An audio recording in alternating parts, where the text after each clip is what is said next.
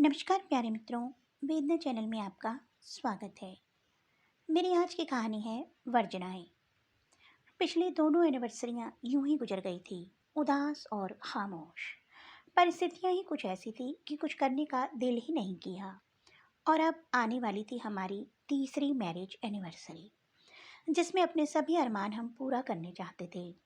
लेकिन इस बार भी नियति को शायद ये मंजूर नहीं था। तभी तो एनिवर्सरी से 15 दिन पूर्व हम दोनों के बीच झगड़ा हो गया और अनु नाराज होकर अपने मायके चली गई। झगड़े की वजह बेहद संजीदा थी। पिछले माह अनु की मम्मी को हार्ट अटैक हुआ था।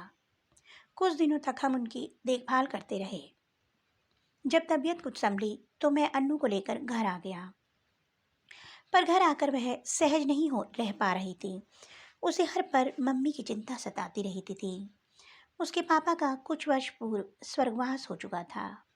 एक बड़ा भाई व भाभी थे जो विदेश में सेटल्ड थे। अनु अपनी मम्मी को अब अपने साथ रखना चाहती थी, किंतु इस संदर्भ में मेरी अवधारणा बिल्कुल स्पष्ट है। मेरा मानना है कि माता पिता की देखभाल करने का फर्ज बेटे का होता है, ना कि बेटी और दामाद का। उस दिन भी हम दोनों में बहस छिड़ गई थी। अन्नू बोली थी, बेटे अपने फर्ज से विमुख हो जाएं तो क्या किया जाए? माता पिता को यूं ही छोड़ दिया जाए बेसहारा, तिल तिल मरने को? तुम जानते हो, भाभी मम्मी को साथ रखना नहीं चाहती और भैया के उनके आगे चलती नहीं।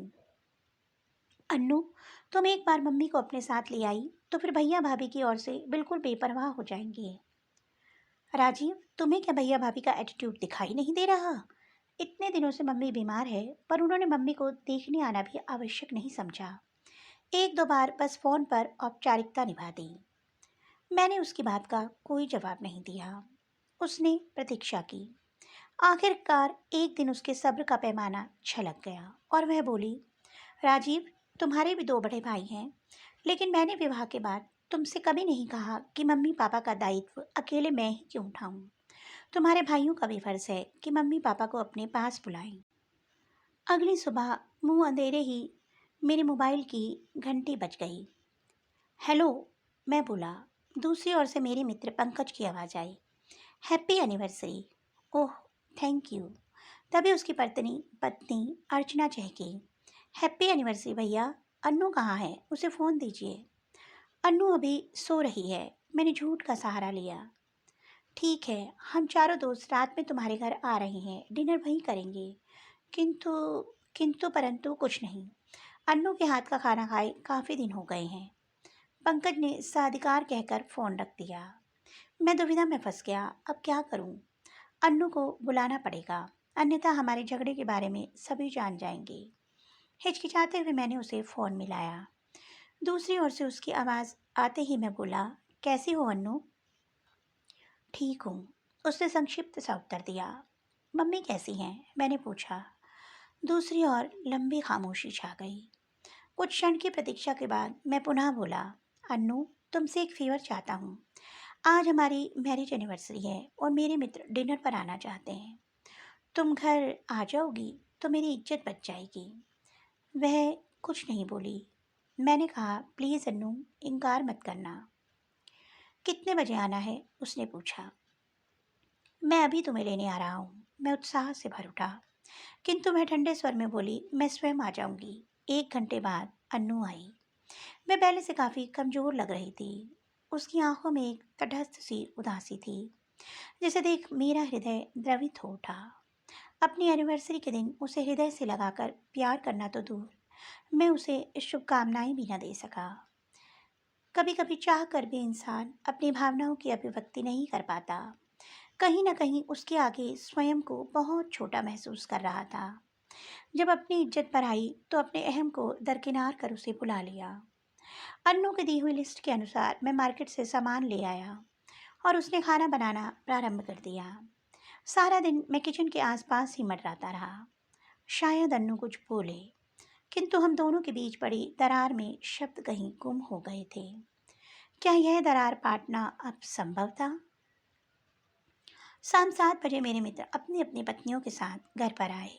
मैं यह देखकर अचंभित रह गया कि सुबह से जिस अन्नू के मुंह से एक भी शब्द नहीं निकला था, मेरे मित्रों के आते ही उसके व्यवहार में आश्चर्यजनक रूप से परिवर्तन आ गया था।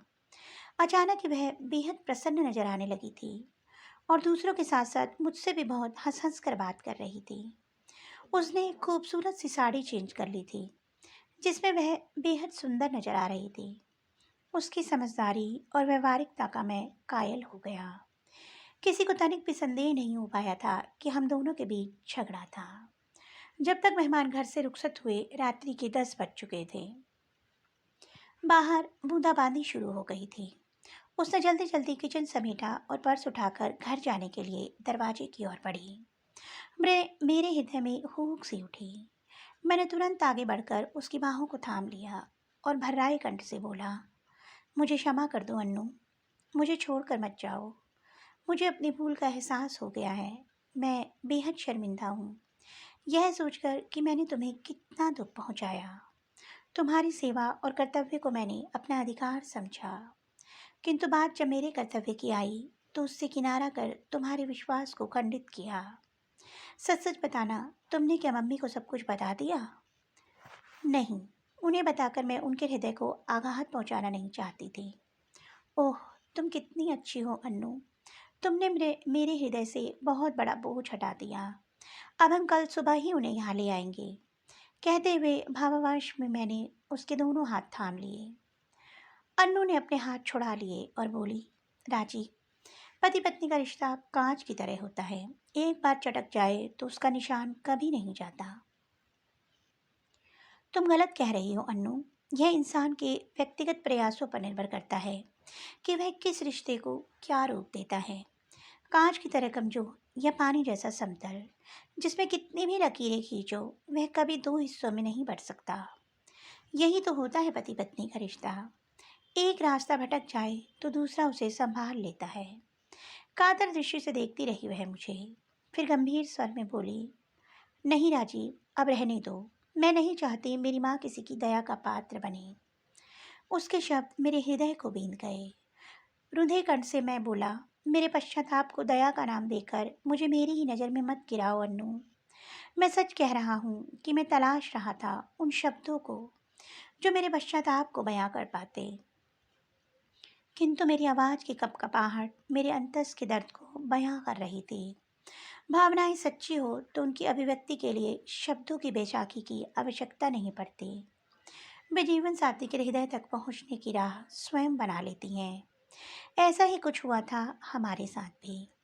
तभी तो अन्नू की आंखें सावन के मेघों जैसी बरफ पड़ी थी। व्याकुल होकर वह मेरी ओर बढ़ी। मैंने उसे कसकर अपने सीने से लगा लिया।